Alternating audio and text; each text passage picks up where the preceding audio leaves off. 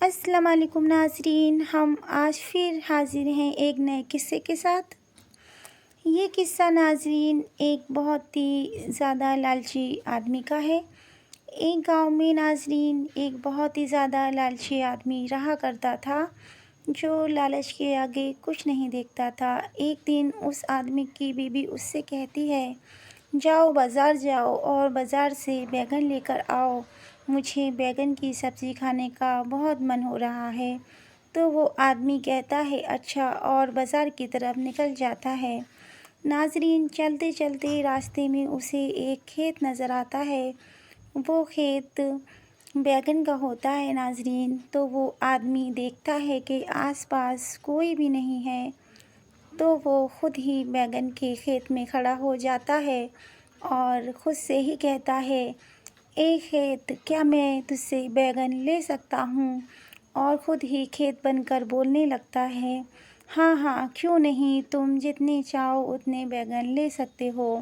یعنی کہ ناظرین وہ خود ہی کھیت بن جاتا ہے اور خود ہی اجازت دے دیتا ہے۔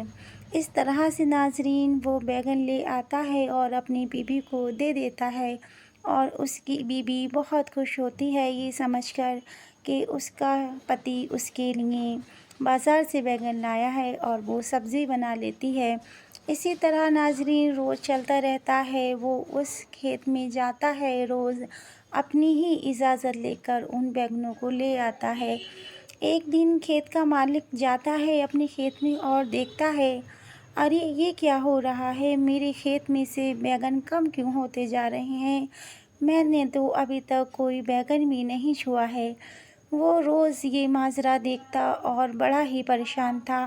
ایک دن وہ کھیتوں کے پیچھے چھپ کے بیٹھ جاتا ہے اور کہتا ہے، آج تو میں پتہ لگا کے رہوں گا میرے کھیتوں میں سے چوری کون کر رہا ہے بیگن کو۔ اس لیے ناظرین وہ چھپ کے بیٹھ جاتا ہے۔ پھر یہی لالچی انسان ناظرین کھیت میں واپس آ جاتا ہے بیگن توڑنے کے لیے۔ پھر وہ کھیت والا اس کو چھپ کر دیکھ لیتا ہے اور سمجھ جاتا ہے کہ یہی ہے وہ جو میرے کھیت میں سے بیگن کی چوری کیا کرتا ہے۔ کھیت والا ناظرین دوڑتا ہوا جاتا ہے اور اس لالچی انسان کو پکڑ لیتا ہے اور کہتا ہے اس سے، اچھا تم ہی ہو وہ جو میرے کھیتوں میں سے بیگن کی چوری کیا کرتے ہو؟ تو وہ کہتا ہے، نہیں، میں آپ کے کھیتوں میں سے بیگن کی چوری نہیں کیا کرتا ہوں، میں تو آپ کے کھیت سے اجازت لے کے بیگن توڑتا ہوں۔ تو وہ کہتا ہے، اچھا میرا کھیت کس طرح تم کو اجازت دے دیتا ہے؟ تو وہ کہتا ہے، اچھا رکیے میں ابھی بتاتا ہوں۔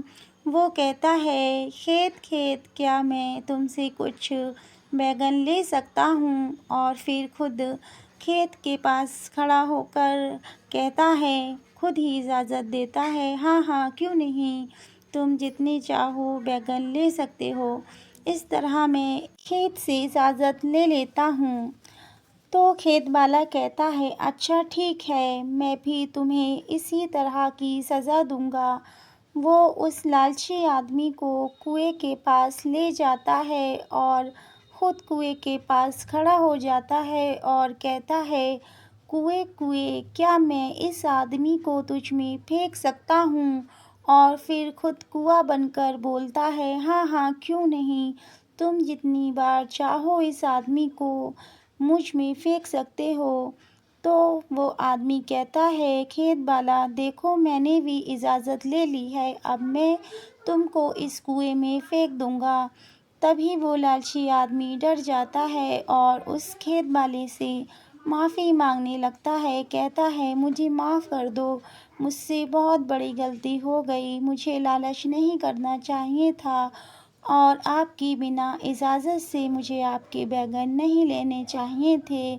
اس طرح اس کے بار بار معافی مانگنے سے کھیت والا اس کو معاف کر دیتا ہے۔ تو ناظرین اس ویڈیو کا اور اس کہانی کا یہی مقصد ہے کہ ہمیں لالچ نہیں کرنا چاہیے، ہمارے پاس جتنا ہو جیسا ہو اس میں ہی اپنی گزر بسر کرنی چاہیے۔ کسی کی بھی چیز کو دیکھ کر ہمیں اپنی نیت خراب نہیں کرنی چاہیے۔